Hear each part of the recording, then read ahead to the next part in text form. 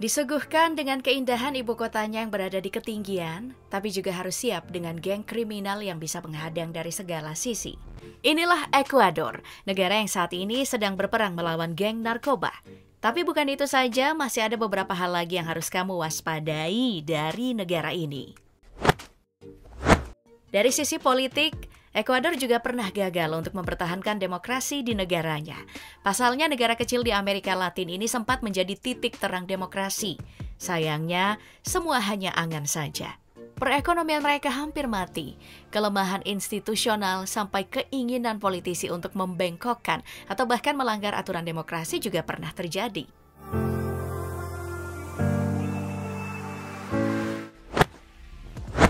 Mungkin, kelemahan ini juga yang membuat Ekuador belum sepenuhnya aman. Perlahan kasus sengketa dengan Peru meredam, muncul lagi kasus yang sama panasnya. Di awal tahun 2024 ini Ekuador dikejutkan dengan siaran televisi yang tidak seperti biasanya, di mana memperlihatkan sekelompok anggota geng bersenjata di kota Guayaquil tiba-tiba merangsek masuk ke sebuah stasiun TV. Mereka menyandra semua orang di studio itu selama 15 menit dengan membawa senjata api dan granat. Sontak saja aksi ini mengguncang seantero Ekuador. Ternyata geng narkoba ini juga menyandra lebih dari 130 penjaga penjara dan staf lainnya. Kondisi mencekam ini dimulai ketika seorang gembong narkoba bernama Adolfo Macias kabur dari sel tahanan. Macias adalah pemimpin geng Los Honeros yang sedang menjalani masa tahanan 34 tahunnya karena kasus narkoba dan pembunuhan. Berhasil keluar dari sel, Macias mulai melancarkan aksinya di penjara, lalu turun ke jalan dan membuat 5 ledakan yang membuat suasana Ekuador mencekam. Buruknya sistem keamanan di Ekuador ini juga salah satunya dipicu karena kasus COVID-19 yang sempat menimpa. Sepanjang tahun 2023, angka kematian di Ekuador mengalami peningkatan hingga 8.008. Angka ini bahkan 2 kali lipat dari tahun sebelumnya. Karena hal ini juga, jalanan di Ekuador mulai kosong bahkan di hari kerja.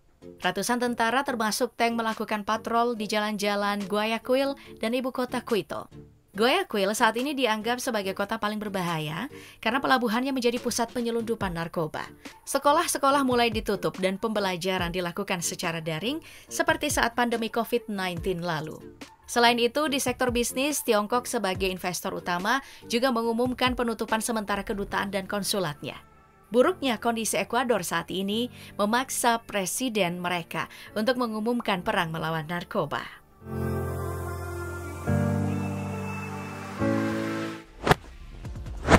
Di sektor lain, sisi gelap Ekuador melegalkan LGBT dan punya kebijakan yang sudah ditetapkan sejak 1998 untuk melarang adanya penindasan terhadap orientasi seksual di negara mereka. Kemudian, di tahun 2014, Ekuador mengeluarkan undang-undang yang melegalkan nikah dengan sesama jenis. Tak hanya itu saja, tahun 2016 pemerintah Ekuador mengeluarkan peraturan yang lagi-lagi nggak masuk akal, yakni membolehkan warga negara Ekuador untuk mengubah jenis kelaminnya di KTP berdasarkan keyakinannya meski tanpa operasi. Jadi, di negara ini sah-sah aja kalau bentukannya masih cowok, tapi di KTP jenis kelaminnya cewek. Wah, ada-ada aja ya.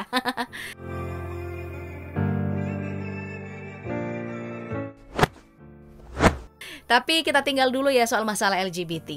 Kembali ke tatanan negara Ekuador yang bisa dibilang gak masuk akal bagi orang Indonesia. Kalau di Indonesia kan ada aturan presiden yang menjabat gak boleh berumur di bawah 40 tahun. Tapi berbeda dengan aturan yang dibuat Ekuador yang membolehkan presiden berumur lebih muda lagi dari itu. Contohnya, presiden mereka yang baru aja dilantik November 2023 lalu, namanya Daniel Noboa yang bahkan masih berusia 35 tahun. Sebelum menjabat presiden, beliau adalah seorang pengusaha pisang turun-temurun dari sang ayah yang banting setir menjadi anggota DPR di tahun 2021. Daniel pun lalu mencoba peruntungannya dengan melenggang ke kontestasi Pilpres di tahun 2023 lalu. Daniel Noboa secara mengejutkan masuk dalam putaran kedua Pilpres Ekuador. Ini sebuah prestasi yang berhasil mengalahkan sang ayah, Alvaro Noboa, yang bahkan sudah 2 kali mencalonkan diri sebagai presiden namun hasilnya tetap aja nihil. Wajar aja sih jika sosok Daniel Noboa yang sangat muda ini mampu menarik perhatian pemilih muda Ekuador karena sepertiga dari jumlah pemilih masih berusia 18-29 tahun. Kondisi Ekuador yang semakin memburuk juga membuat Daniel lebih mudah melenggang ke kontestasi Pilpres. Pasalnya, lulusan Harvard Kennedy School itu membawa visi misi untuk memperbaiki tingkat perekonomian hingga menyediakan lapangan pekerjaan. Sedangkan untuk menangani kasus kekerasan yang merajalela, Daniel memerintahkan agar pelaku kejahatan ditempatkan di penjara kapal yang terletak di lepas pantai Pasifik Ekuador. Dirinya juga menyarankan untuk meningkatkan kemampuan pasukan militer di perbatasan dan pantai yang banyak menjadi titik-titik perdagangan kokain. Daniel juga membentuk unit intelijen baru untuk memberantas geng-geng kriminal serta memasok senjata taktis kepada pasukan keamanan mereka. Sayangnya, jabatan Daniel ini hanya sampai di Mei 2025 saja. Pasalnya, dirinya hanya ditunjuk untuk menggenapkan 4 tahun kepemimpinan Presiden Guillermo Lasso yang membubarkan Kongres pada Mei 2023.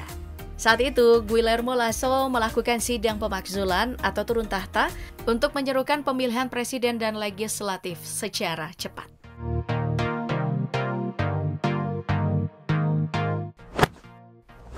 Bukan pertama kali Ekuador punya presiden dengan masa jabatan yang sangat singkat. Bahkan sebelumnya mereka juga pernah melantik presiden dan mencabut jabatannya hanya dalam kurun waktu 2 hari saja. Presiden yang dimaksud adalah Rosalia Arteaga. Pada 10 Agustus 1996, Rosalia Arteaga dilantik sebagai wakil presiden Abdallah Bucaram. Namun jabatannya harus berakhir padahal baru aja menjabat. Nah, setelah lengser terjadi perdebatan siapa yang bakal melanjutkan jabatan itu. Hingga Rosalia merasa dirinya lah yang paling pantas menggantikan presiden, maka dia yakin tidak ada posisi lain yang lebih pantas selain wakilnya. Nah, dengan begitu Rosalia kemudian dilantik pada Februari 1997, namun sialnya, 11 Februari alias hanya berselang 2 hari, Fabian Alarcón dilantik sebagai presiden atas dukungan Kongres dan militer. Hal ini memaksa Rosalia untuk mengundurkan diri dari kursi kepresidenan dan menyerahkan tampuk kepemimpinan yang baru kepada Fabian.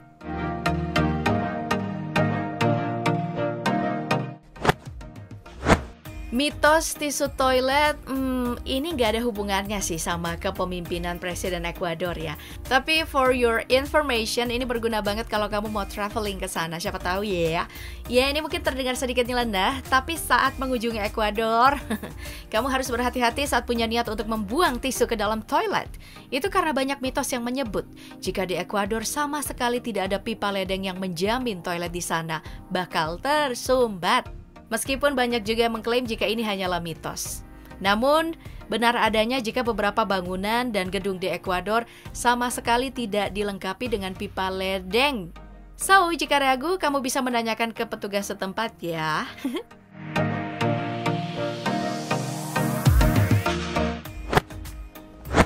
Traveling sering identik dengan bertemu sama orang-orang baru. Tapi di Ekuador ternyata tidak seaman yang dibayangkan. Perlu berhati-hati dan tidak mudah percaya dengan sembarang orang.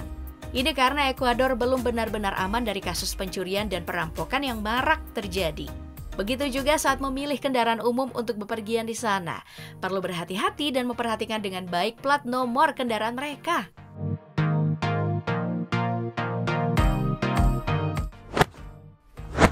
Nah, terlepas dari semua sisi gelapnya, ternyata Ekuador adalah negara yang memiliki keunikan tersendiri loh. Mulai dari ibu kotanya yang berada di ketinggian, sampai keindahan alamnya yang tidak tertandingi.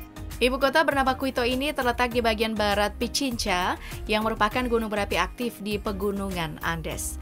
Quito berada di ketinggian 2.850 meter di atas permukaan laut, dan menjadi ibu kota tertinggi kedua di dunia setelah La Paz, ibu kota Bolivia. Uniknya, Quito masuk dalam daftar situs warisan UNESCO karena menjadi pusat sejarah terbesar dan terpelihara di Amerika. Hingga saat ini, Quito terus menjadi pusat pasar, sosial, ekonomi, hingga politik.